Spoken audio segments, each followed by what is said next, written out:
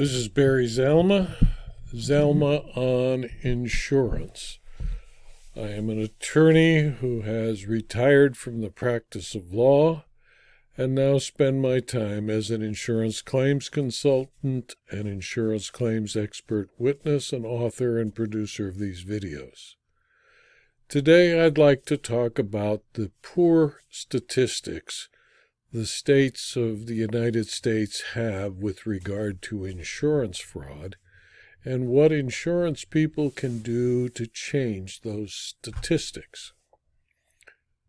It is, in my opinion, the obligation of all who work to protect insurers against insurance fraud to do something to change the situation.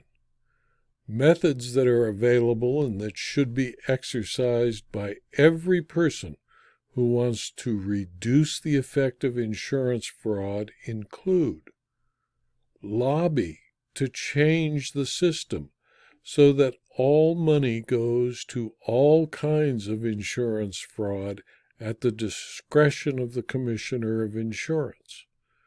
Prosecutors should be assigned to the Fraud Bureau or Fraud Division of the Department of Insurance, and their only job must be to prosecute insurance fraud. And when the district attorney does not file a criminal complaint, the fraud investigator or lawyer for the insurer must complain loudly. The insurance representatives should work within the system we have.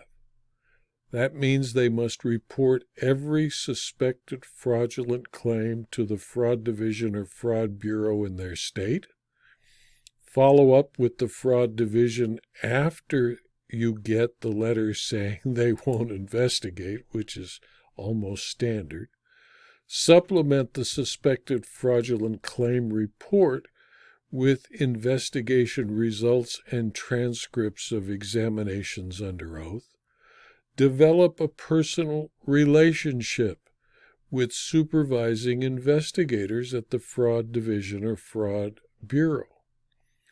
In addition, the claims professional, the people involved in the fight against insurance fraud, must, when the Fraud Division refers a case to a prosecutor, determine the identity of the prosecutor and make it clear to the prosecutor that you represent an interested and proactive victim. Make it clear to the prosecutor that your insurance company is upset that it is a victim of a crime, and make it clear to the prosecutor you will make available to him or her anything required. Make it clear to the prosecutor that you and other employees of the insurance company will be available to testify at any trial. If you are in California and 60 days go by after the case is referred to the district attorney, demand compliance with the requirements of California Insurance Code. California Insurance Code Section 1872.4 provides in relevant part as followed, and is a wonderful tool available to every insurer. Quote, if prosecution by the district attorney concerned is not begun within 60 days of the receipt of the commissioner's report, the district attorney shall inform the commissioner and the insurer as to the reasons for the lack of prosecution regarding the reported violations. If you are not in California, look for similar statutes in the state you are in, or simply complain to the DA or state's attorney, who are, of course, public servants and who are required to serve the needs of the public, and insurance companies are members of the public and are victims of a crime. The letter demanding an explanation for why there is no prosecution should go to the elected district attorney. He or she will refer your letter for response to a head deputy. Often they will tell you that the only reason for the failure is that other cases always have priority over insurance fraud. The district attorney of every county must be made aware that he or she is obligated to inform the insurance company victims why the crime is not being prosecuted. Remember, they're getting special donations from insurance companies under special taxes to fund their fraud units, and they should be working to prosecute those cases. With enough letters and complaints, insurance fraud may finally be recognized by prosecutors to be a serious crime. It is also the obligation of everyone involved in the effort to hinder insurance fraud to do the following. Write articles for your local newspapers explaining what is happening with regard to fraud and how it is costing them money. Telephone local reporters and complain that they don't cover the crime. Call talk radio and explain the expense of insurance fraud. Volunteer for your company's speakers bureau and give talks on insurance fraud to every Rotary, Lions, BPOE, or other service organization meeting. Appear at the trial of every insurance fraud case, whether you're there as a witness or not, just to let them know that both the defendant's victim is concerned and wishes to attend the trial. Demand restitution when an insurance fraud perpetrator is convicted. Refuse to pay fraudulent claims, and when sued by people who are believed to have presented a fraudulent claim, insist that the claim be tried to a jury before any payment is made. To defeat insurance fraud, it must be prosecuted. In order to get it prosecuted, the insurer, unlike other victims of crime, must actually do the work to collect sufficient evidence. It will never be defeated until the public and prosecutors recognize that insurance fraud is a serious problem and a serious crime. The public must understand that the prosecution of insurance fraud is still rare. Most state statutes compelling insurers to form fraud investigation units usually have no penalties if the insurer fails to establish such a unit, compared with California regulations that impose a $55,000 fine for failure to establish an SIU or loss of the insurer's certificate of authority to do business in the state. This situation seems unlikely to change until states put in place statutes similar to California's Insurance Fraud Prevention Act that facilitate prosecution of fraud. And then, of course, to convince the local prosecutors to actually prosecute the violation of the Insurance Frauds Protection Act. The following organizations assist insurance fraud investigators in completing effective investigations: the National Insurance Crime Bureau, the NICB, the Property Insurance Loss Registry, the International Association of Special Investigation Units, the International Association of Arson Investigation Units, and their state units that perform the same effort in stopping arson: the National Association of Certified Fraud Investigators and the Association of Certified Fraud Examiners.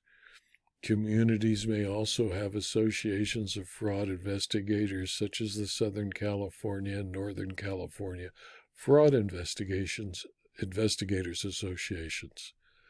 The statutes that are designed to fight insurance fraud, like California's Insurance Fraud Protection Act, put the onus of the fight on insurers.